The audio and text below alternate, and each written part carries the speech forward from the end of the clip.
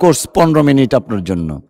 জি 15 minutes 15 minute. মাননীয় speaker, আপনাকে ধন্যবাদ। আপনাকেও ধন্যবাদ। আপনি মাননীয় বিরোধী দলীয় নেতার প্রতি ইনজাস্টিস করেছেন। আমি অভিযোগ করছি, সংসদে সংসদ নেতা এবং বিরোধী দলীয় নেতার কোনো টাইম লিমিট থাকবে না যখন তারা আজকে 68 বিদের আলোচনায় আমি লাস্ট বক্তা বলতে পারেন on behalf of the leader of the house, কিছু জবাব তো দিতে হবে। আমি এই জন্যেই এই প্রসঙ্গ তুললাম, আপনি আমাকে 15 মিনিট পরে বন্ধ করতে পারবেন না। আমি বুঝতে পারছিলাম কেন আপনি ওনার পক্ষটা নিয়েছেন, নিজেকে জাস্টিফাই করার জন্য। সেটা আমি প্রথমেই আন্দাজ করতে পারছিলাম 15 মিনিটে হয়ে যাবে ইনশাআল্লাহ। আকলমন্দ কে লিয়ে ইশারাই কাফি है। মাননীয় স্পিকার, 68 বিদের আলোচনা, এখানে রুলস অফ প্রসিজিওর অনুসারে 1 ঘন্টার বিধি মোতাবেক যেই পক্ষ 68 বিধির আলোচনাটা তোলেন তাদেরকে 5 মিনিট হলেও বেশি দেয়া হয়েছে। আমাদেরকে সেই হিসাবে 5 মিনিট কম দিয়ে 2 জনের বক্তাতে দেয়া হয়েছে। আমার এই সময়টা আপনি গণ্য করবেন না দয়া করে। আমরা আসলে এখানে এক পক্ষ। আজকের এই আলোচনাটায় কেন দ্বিপাক্ষিক আলোচনা হলো আমি জানি না। এখানে মাননীয় বিরোধী দলীয় নেতা সঠিক বলেছেন, গণভোট, গণরায় ইত্যাদি প্রসঙ্গটা উনি শেষে বলেছেন, কিন্তু আজকে ওঠা উচিত ছিল এই জুলাই গণ অভ্যুত্থানের ফসল হিসেবে প্রথম যে অর্জনটা আমাদের হয়েছিল সেটা হচ্ছে জুলাই ঘোষণাপত্র। কেউ সেটার প্রসঙ্গ তুললেন না। আমার বন্ধু মাননীয় বিরোধী দলীয় চিফ হুইপ জনাব নাহিদ সাহেব, তারা সংগ্রাম করেছেন। প্রথম দিকে জুলাই ঘোষণাপত্রের সাথে আমরা একমত ছিলাম কিনা বা আমরা তাদের দাবিগুলোর সাথে ঐক্যমত ছিলাম কিনা এই প্রসঙ্গ নিয়ে অনেক বিতর্ক হয়েছে, কিন্তু আমাদের উদ্যোগেই জাতীয়ভাবে সংসদের দক্ষিণ প্লাজায় জুলাই ঘোষণাপত্র ঘোষণা করা হয়েছে আনুষ্ঠানিকতার সাথে। কেউ তো আজকে সেই প্রসঙ্গ তুললেন না। জুলাই ঘোষণাপত্রে আপনাদের দাবি কি ছিল? যে জুলাই জাতীয় সনদ প্রণীত হবে, জুলাই ঘোষণাপত্রে জুলাই যোদ্ধাদের সুরক্ষা দেয়া হবে, জুলাই ঘোষণাপত্র অনুসারে সাংবিধানিকভাবে জুলাই যোদ্ধাদেরকে সুরক্ষা দেয়া হবে এবং এই জুলাই ঘোষণাপত্রকে যেন সংবিধানে ধারণ করা হয়, সেই দাবি ছিল না? কিন্তু আপনারা কেউ বললেন না তো। আমরা জুলাই ঘোষণাপত্র ঘোষণা করলাম জাতীয়ভাবে, তার পরবর্তীতে তাদের দাবি ছিল জুলাই জাতীয় সনদ প্রণীত হতে হবে, যেটা শুরু হয়েছে জাতীয় ঐক্যমত্য কমিশনের প্রচেষ্টার মধ্য দিয়ে। সেখানে 30টা কি 32টা দল অংশগ্রহণ করেছে এবং এই জুলাই জাতীয় সনদ অনুসারে এখানে 26টা দল স্বাক্ষর করেছে, 30টা দল এখানে অংশগ্রহণ করেছিল আলোচনার মধ্যে। আপনারা তো কেউ বললেন না এখানে অঙ্গীকার নামায় কি আছে। এটা তো জুলাই গণ অভ্যুত্থান হিসেবে আপনি স্বীকার করেছেন। ধন্যবাদ জনাব আক্তার সাহেবকে। আপনার নোটিশটা পড়ি। জুলাই মাস চলছে, এই মাসে 2024 সালে বাংলাদেশে একটি রক্তক্ষয়ী গণ অভ্যুত্থান সংগঠিত হয়, কিন্তু আপনারা কথায় কথায় বাইরে অবশ্যই এটাকে বিপ্লব বলে চালিয়ে দেন। তা আপনারা যে সঠিকভাবে ব্যাকরণ এসছেন সেজন্য ধন্যবাদ। এখন বাংলাদেশের সাধারণ জনগণ এই গণ অভ্যুত্থানের গণ আন্দোলনে অংশগ্রহণ করেছে, এই জন্য আপনাকে ধন্যবাদ জানাই যে শুধুমাত্র কোনো রাজনৈতিক দল অথবা শুধুমাত্র কোনো ছাত্র সংগঠন কেউই এককভাবে এর কৃতিত্বের দাবি না, এটা স্বীকার করার জন্য ধন্যবাদ। বাংলাদেশের জনগণই এই জুলাই গণ অভ্যুত্থান সংগঠিত করেছে। তারপরে আপনি বলেছেন এই নোটিশের মধ্যেই সেই সব মানুষের আত্মত্যাগের বিষয়ে সম্মান জানানো, কিভাবে সম্মান জানানো হয়েছে তার আমি একটু বিবৃতি দেব এবং জুলাইয়ে যারা গণহত্যা অংশগ্রহণ করেছিল তাদের যথাযথ বিচারের বিষয়ে আইনমন্ত্রী যথেষ্ট বলেছেন। 2টা বিষয় উনি হয়তো সময়ের অভাবে বলতে পারেন না, সেটা আমি এক লাইনে বলব। শাস্তি কার্যকর করার বিষয়ে আলোচনা। এই আসি আইনমন্ত্রী সাহেবের কথা দিয়ে। জুলাই গণ অভ্যুত্থানে সংগঠিত গণহত্যা ও মানবতা বিরোধী অপরাধ এবং তৎপূর্বে ফ্যাসিস্ট সরকার কর্তৃক গুম, এই কথাগুলো কেউ বলে নাই। যে 17 বছরের যে অবিরাম যাত্রা, এই যে মুক্তির মন্দিরে সোপানো তুলে কত প্রাণ হলো বলিদান, লেখা আছে অস্ত্র জলে। এই 17 বছরের এই যাত্রাগুলো তো আমরা এখানে আজকে কেউ বললাম না। ধন্যবাদ, বলে থাকলে ধন্যবাদ, ধন্যবাদ, ধন্যবাদ। এই 17 বছরের অবিরাম ফেসিবাদ বিরোধী গণতান্ত্রিক আন্দোলনে সবচাইতে বেশি ত্যাগ স্বীকার করেছেন আমাদের নেত্রী, দেশনেত্রী বেগম খালেদা জিয়া। আমরা কেউ তার নাম নিলাম না, যার ত্যাগের সাথে বাংলাদেশের কোন রাজনৈতিক আন্দোলনের ত্যাগের কারোই তুলনা চলে না। সন্তান হারিয়েছেন, নিজের জীবন বিসর্জন দিয়েছেন, শেষ পর্যন্ত আপোষহীন থেকে এই কবরে শায়িত আছেন। তিনি আমাদের জন্য অনুপ্রেরণা হয়ে থাকলেন, সারা পৃথিবীর গণতন্ত্রকামী মানুষের জন্য অনুপ্রেরণা হয়ে থাকলেন।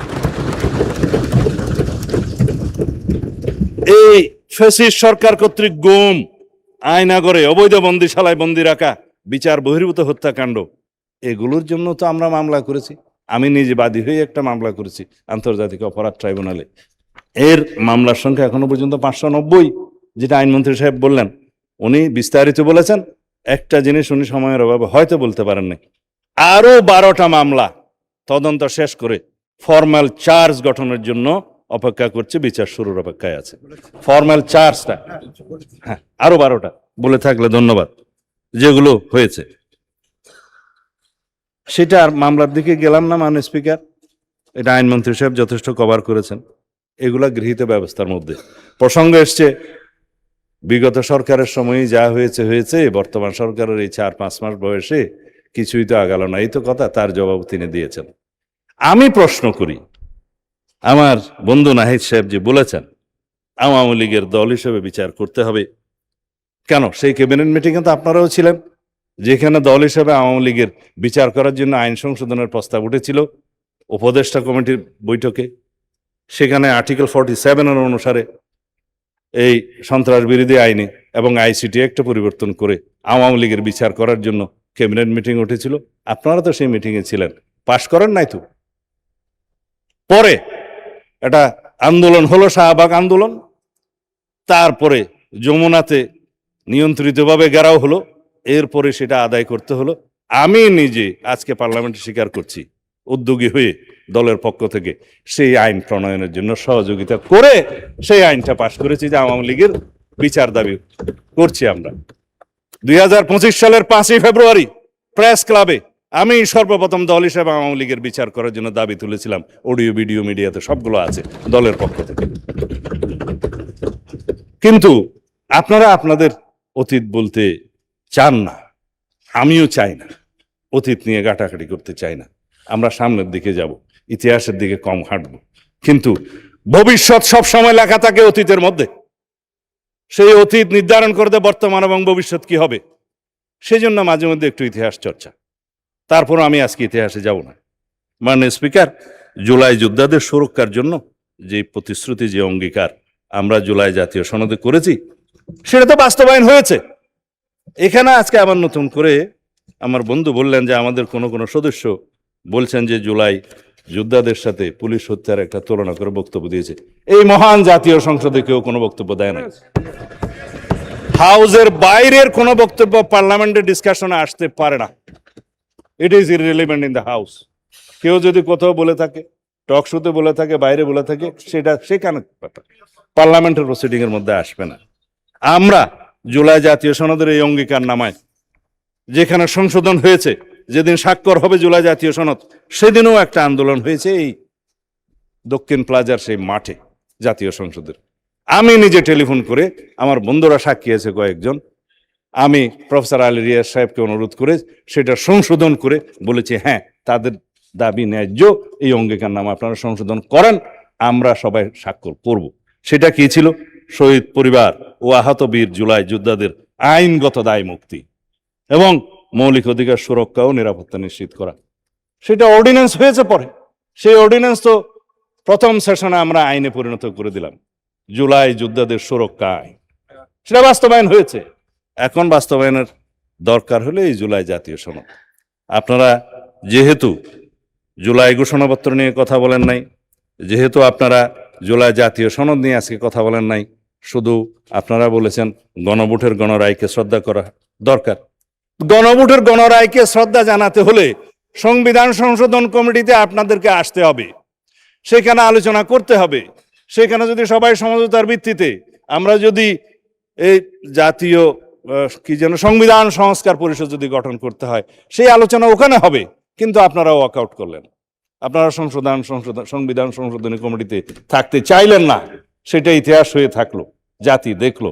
আমরা এই সংবিধান সংশোধন করতে চাই, সংবিধানের গণতান্ত্রিক সংস্কার করতে চাই, আমরা রাষ্ট্র কাঠামোর গণতান্ত্রিক সংস্কার করতে চাই, আমরা বিচার বিভাগের স্বাধীনতা নিশ্চিত করতে চাই, গণমাধ্যমের স্বাধীনতা নিশ্চিত করতে চাই, এবং আমরা ভবিষ্যতে যাতে এই দেশে কোনোদিন ফেসিবাদ এবং ফেসিবাদী কোনো উৎপত্তি না হয়, উৎপাদ না হয়, পার্লামেন্টারি ফুয়ারার সৃষ্টি না হয়, সেজন্য আমরা এমন সংবিধান সংশোধন করতে চাই যে এই সংবিধানটা সমঝোতার ভিত্তিতে গ্রহণ করা উচিত। কিন্তু আপনারা সহযোগিতা করলেন না। এখনো উন্মুক্ত আছে 5টা আসন, সদস্য সংখ্যা আপনাদের জন্য নির্ধারিত আছে। আপনারা যদি কখনো মনে করেন এই সংবিধান সংশোধনী কমিটিতে আসবেন, তাহলে আপনারা এই গণতান্ত্রিক চর্চা হিসেবে আপনারা অংশগ্রহণ করতে পারেন। আমরা অলওয়েজ ওয়েলকাম জানাবো। হয়তো আপনাদের রাজনীতি আছে, মাঠের বক্তৃতা দিবেন, গণভোটের গণরায় কার্যকর করা হোক। কিন্তু এই গণভোটের গণরায়টা কিসের উপর ভিত্তিতে ভাই? সব এটা আইনের ভিত্তিতে ভোট ছিল। সেই আইনটা কি ছিল? আইনও ছিল না, আদেশের ভিত্তিতে ছিল। সেই আদেশটাও অবৈধ ছিল। সেই আদেশের মধ্যে তো কোনো সমঝোতা হয়নি। জুলাই জাতীয় সনদ তো আপনাদের সবার স্বাক্ষর আছে, সমঝোতা হয়েছে, ঘোষণাপত্র সমঝোতা হয়েছে, ঐতিহাসিকভাবে সেটা স্বাক্ষরিত হয়েছে, এই দক্ষিণ প্লাজায় সেটা জাতি দেখেছে। কিন্তু যে জুলাই জাতীয় সনদ সংবিধান সংস্কার বাস্তবায়ন আদেশ নামে এই যে একটা আদেশ জারি করা হলো অবৈধভাবে, কারোর সাথে তো কোনো আলোচনা হয়নি, রাজনৈতিক সমঝোতা হয়নি। সেই আদেশটা ভয়েড অ্যাব ইনিশিও, সেটার করারই ইখতিয়ার প্রেসিডেন্টের ছিল না, নাই। সেই আদেশের উপর আপনারা গণভোটের কথা বলেন। হ্যাঁ, গণভোট অবশ্যই জনগণের রায়কে আমরা সম্মান দিতে হবে। তার মধ্যে 3.5 কান প্রশ্নে আমরা একমত, যেটা জুলাই জাতীয় সনদের সাথে একমত আছে। গণভোটের প্রস্তাবটা আমি করেছিলাম দলের পক্ষ থেকে জাতীয় ঐকমত্য কমিশনে। কিসের উপর ভিত্তি করে? এই জুলাই জাতীয় সনদের পক্ষে জনগণ আছে কি নাই সেই প্রশ্নে আমরা একটা আইনগত ভিত্তি রচনা করি, আসুন গণভোট দিই। সেখান থেকে তো আপনারা সরে গেলেন। আপনারা এই যমুনাতে অভ্যন্তরে এবং কিনারে বসে একটা কায়দা কানুন করে আদেশ জারি করালেন। সেই কথা আমি আর এখানে বলতে চাই না, মানে স্পিকার। যাই হোক, এখন যে প্রশ্নগুলো তুলেছেন, মাননীয় আইনমন্ত্রীর দিকে একটু উদ্দেশ্য করে বলেছেন মাননীয় বিরোধী দলীয় নেতা, যে 96-তে টেনে নিয়ে গেলেন কেন? অতীত তো কেবল পিছনেই টানে। আমরা তো 86-তে যাইনি, যেতে চাই না। 96-তে গিয়েছি, বিস্তর একটা ছবি আছে, এখনো আপনারা আর্কাইভে দেখলে পাবেন। একদিকে সাজেদা চৌধুরী, আব্দুস সামাদ আজাদ, আমাদের মওদুদ সাহেব এবং মতিউর রহমান নিজামী সাহেব সবাই এক টেবিলে বসে ঘোষণা দিচ্ছে। ইহাকে কি যুগপৎ আন্দোলন বলা যায়? যদি যুগপৎ আন্দোলন বলা যায় তাহলে কি জায়েজ আছে? জোট করেন নাই, ঠিক আছে, মানলাম। আর এই না, আমি আর পিছনে যেতে চাই না। আপনারা এখন পজিটিভলি যেগুলো শুনতে চান সেটা বলি, কারণ মাননীয় না, আমাকে পিছনে টানিলে আরো পিছনে টানিতে হইবে, এটা আর যাবো না। না না না না, আমি এখন সামনের দিকে যাই। আপনারা চেয়েছেন যে আমি তো সময় তো দিবে না। আমরা কি কি কি কি এই যে আপনাদের এই নোটিশের প্রেক্ষিতে কি কি কার্যকর ব্যবস্থা গ্রহণ করেছে সেটা, এবং আপনাদের কি কি আজকে দাবি আছে সেটা বলি শুধু। মাননীয় বিরোধী দলের নেতা বলেছেন, জনাব নাহিদ সাহেব বলেছেন, জুলাই জাদুঘর, স্মৃতি জাদুঘর 5ই আগস্ট খুলে দেয়া হোক। এটা আজকেই সংবাদ সম্মেলন করে সাংস্কৃতিক মন্ত্রণালয় থেকে জানিয়ে দেওয়া হয়েছে, 5ই আগস্ট জুলাই স্মৃতি জাদুঘর খুলে দেওয়া হবে।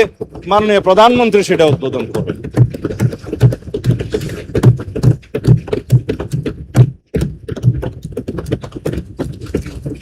বলেছেন ভাতা প্রদানের কথা জুলাই যোদ্ধাদের জন্য, যেই ভাতাগুলো মুক্তিযোদ্ধা মন্ত্রণালয়ের মাধ্যমে দেয়া হয়, সেই শহীদ পরিবারকে এককালীন 30 লক্ষ টাকা করে দেয়া হয়েছে।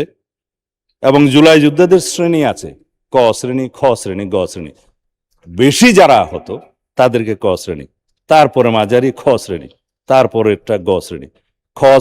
ক শ্রেণীকে 5 লক্ষ টাকা, খ শ্রেণীর আহতদেরকে 3 লক্ষ টাকা এবং গ শ্রেণীকে 1 লক্ষ টাকা করে আর্থিক সহায়তা প্রদান করে।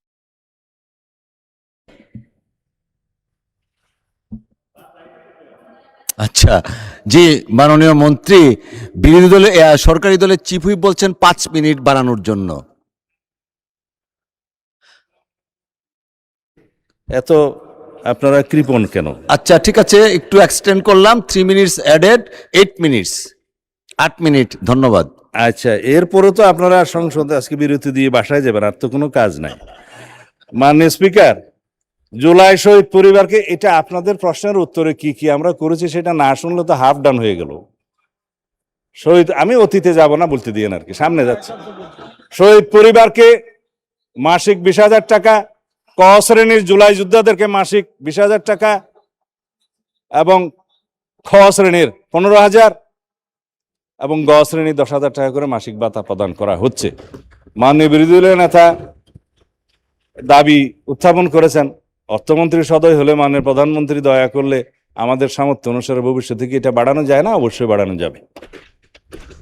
আর আহতদের দীর্ঘমেয়াদী চিকিৎসার কথা বলেছেন।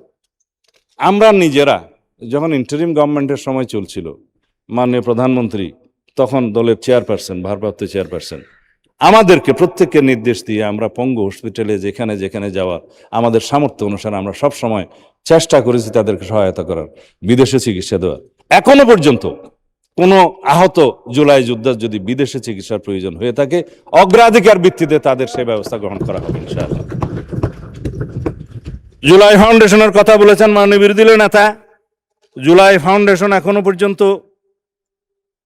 আছে, বজায় থাকবে এবং জুলাই ফাউন্ডেশনের উত্তর সেটার কর্মকাণ্ড বৃদ্ধি করার জন্য এবং জুলাই ফাউন্ডেশনের মাধ্যমে তাদেরকে কি কি আরো সেবা দেওয়া যায় ভবিষ্যতে সেটার যথাবিহিত ব্যবস্থা করার জন্য ফাউন্ডেশনের যে তত্ত্বাবধায়ক মন্ত্রণালয় তারা সেই ব্যবস্থা গ্রহণ করবেন। মাননীয় প্রধানমন্ত্রীর সম্মতি দিয়েছেন, অধিদপ্তর আছে আলাদা।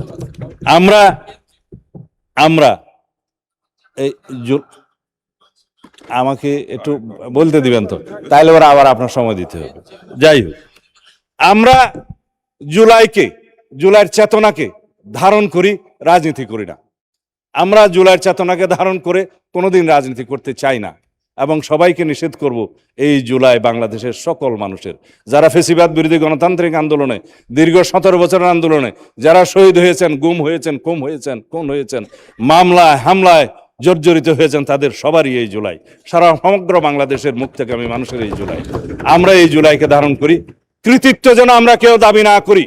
যারা 71-এর চেতনা নিয়ে ব্যবসা করতে করতে, রাজনীতি করতে করতে আজকে দুলাই গিয়ে কি যেন দিল্লি গিয়ে ঠাই হয়েছে, সেই অবস্থা যেন আমাদের কারো না হয়। সুতরাং বাংলাদেশের ভবিষ্যৎ প্রজন্ম এই জুলাই গণ অভ্যুত্থানের স্মৃতিকে ধারণ করে, এই ইতিহাসকে ধারণ করে ভবিষ্যতে যাতে শিক্ষা নেয়, ভবিষ্যতের সকল সরকার যাতে শিক্ষা নেয়, কোনোদিন যাতে ফেসিবাদী আচরণ করার সাহস না পায়, সেইভাবে আমরা জুলাইকে ধারণ করবো। মাননীয় স্পিকার, আমরা মিডিয়ার ফ্রিডম নিয়ে কথা বলছি।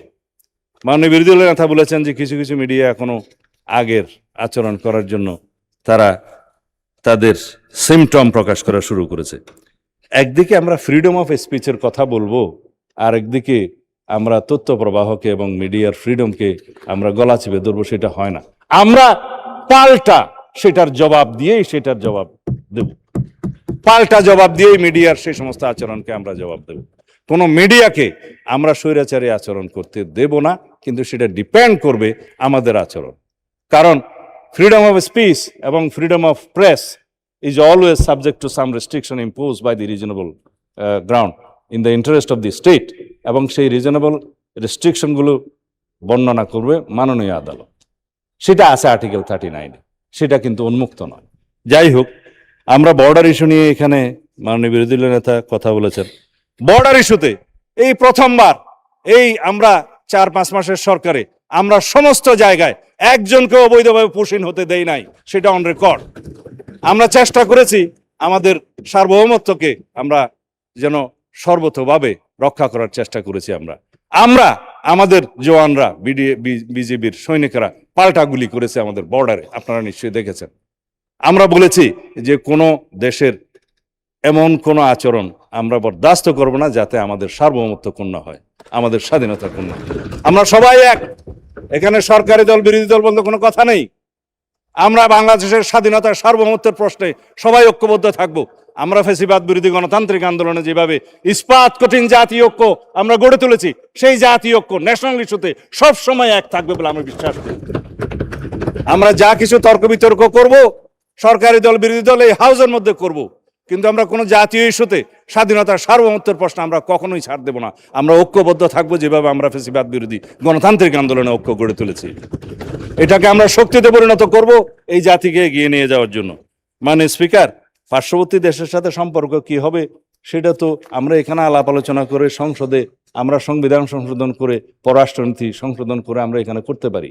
সেটা তো সরকারের একক কোনো দায়িত্ব না। প্রতিবেশীকে কখনো পাল্টানো যায় না।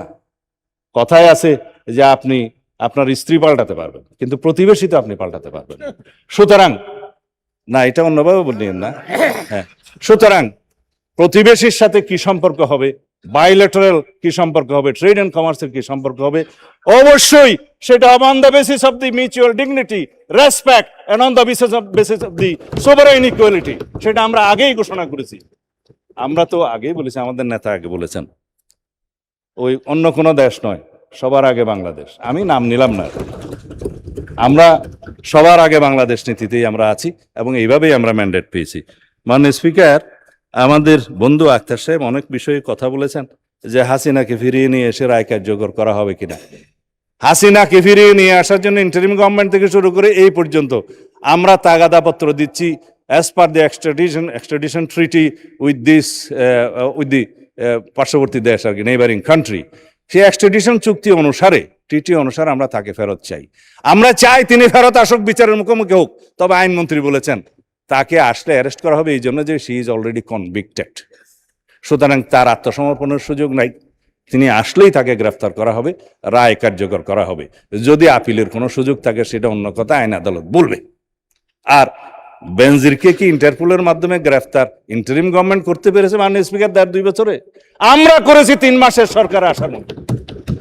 সেই বেনজিরের সমস্ত কাগজপত্র 30 দিনের ভিতরে দিতে বলেছে সেই গভর্নমেন্ট, আমরা 3 দিনের মধ্যে দিয়েছি। আমরা অপেক্ষা করছি কখন তাকে ফেরত নিয়ে আসতে পারবো। আমরা হাদির হত্যাকারী 3 জনকে আমরা ফেরত চেয়েছি, সেখানে অ্যারেস্ট অবস্থায় আছে, তাদের বিরুদ্ধে মামলা চলছে। আমরা চেয়েছি সেই গভর্নমেন্টের কাছে এক্সট্রাডিশন চুক্তি অনুসারে কাগজপত্র পাঠিয়েছি। আশা করি তাদেরকে আমরা ফিরিয়ে নিয়ে আসতে পারবো। ফিরিয়ে নিয়ে আসলে পূর্ণাঙ্গ তদন্ত হবে এবং সেভাবে চার্জশিট হবে। আমাদের আন্তরিকতার কোনো ঘাটতি নাই। এখন আপনারা বলেন ট্রাইব্যুনালের সংখ্যা বাড়াতে হবে। আমরা পার্শ্ব করে ইন্টারিম গভর্নমেন্টের সময় একটা ট্রাইব্যুনাল থেকে 2টা ট্রাইব্যুনালে নিতে বাধ্য করেছি।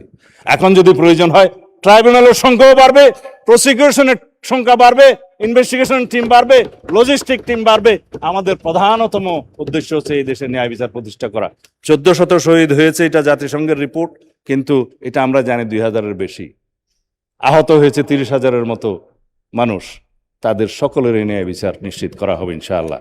যে এই বিচারগুলো এখানে আমরা শুধুমাত্র আইসিটি কোর্টে পেন্ডিং আছে দেখলাম, তার বাইরেও অনেক সাধারণ মামলা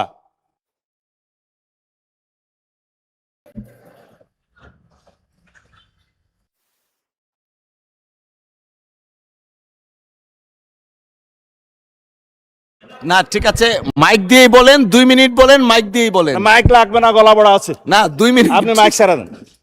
যে মামলাগুলো পেনাল কোডের আন্ডারে বিভিন্ন জায়গায় মামলা বিচারাধীন আছে, সেই সমস্ত 800 কতজন শহীদের তালিকা আমি এখানে পেয়েছি। মুক্তিযোদ্ধা মন্ত্রণালয় যেটা করেছে সেই তালিকা অনুসারে প্রত্যেকে তো আর মামলা করে নাই। যারা মামলা করেছে তাদের সমস্ত মামলাগুলো পেনাল কোডের আন্ডারে সমস্ত জায়গায় চালু আছে। সেই মামলা ইনশাআল্লাহ সমাপ্ত করা হবে। যে মুক্তিযোদ্ধা মন্ত্রণালয় থেকে একটা কাগজ আমার কাছে আছে, শহীদের সংখ্যা তারা গেজেটভুক্ত করেছে 843 জন, এবং বিভিন্ন শ্রেণীর ক, খ এবং গ শ্রেণীর আহত সব মিলিয়ে আছে আপনার 15,212 জন, এর মধ্যে শহীদ সহ। এই 15,212 জনের মধ্যে শহীদের সংখ্যা 843 বাদ দিলে বাকি সবাই আহত, গুরুতর আহত এবং অন্য গ শ্রেণীর আহত। তারা যদি মামলা করে ব্যক্তিগতভাবে, যারা করেছে তাদের সংখ্যা এখানে আছে, আমি কাগজ ঘাটতে হবে। তো সেই মামলাগুলো এই বিচারের মধ্যে। যারা জুলাই শহীদ, জুলাই যোদ্ধা, আহত যোদ্ধা, যারা 2 চোখে অন্ধ হয়েছে, 1 চোখে অন্ধ হয়েছে, তাদের অবশ্যই যদি মামলা করে তাদের মামলা ন্যায় বিচার নিশ্চিত করা হবে। কিন্তু যদি সরকার পক্ষ থেকে মামলা করা হয়ে থাকে সেই মামলাতেও বিচার হওয়ার সম্ভাবনা আছে। আমি আশা করি যারা শহীদ পরিবার আছেন, যারা আহত জুলাই যোদ্ধা আছেন, তারা প্রত্যেকেই তাদের ন্যায় বিচারের জন্য আদালতে যাবেন। ইনশাআল্লাহ আমরা ন্যায় বিচার নিশ্চিত করব। এর বাইরে যে সমস্ত তথ্য আমার দেয়া ছিল, সময়ের অভাবে আমি আর দিচ্ছি না। তবে আজকে এই ইস্যুটি যিনি এনেছেন, জুলাই শহীদদের মধ্যে 829 জনের বিপরীতে থানায় মামলা হয়েছে 751টি, অপমৃত্যু 1টি, সিআর মামলা 33টি, আন্তর্জাতিক অপরাধ ট্রাইব্যুনাল 48টি।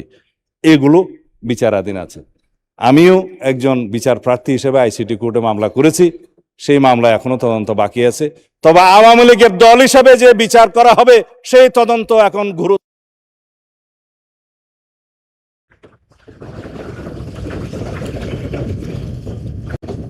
জি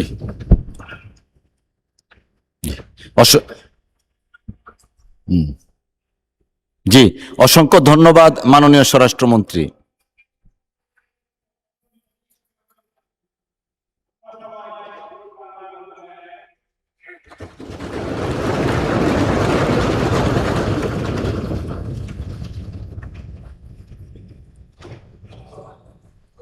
জি, ধন্যবাদ মাননীয় স্বরাষ্ট্র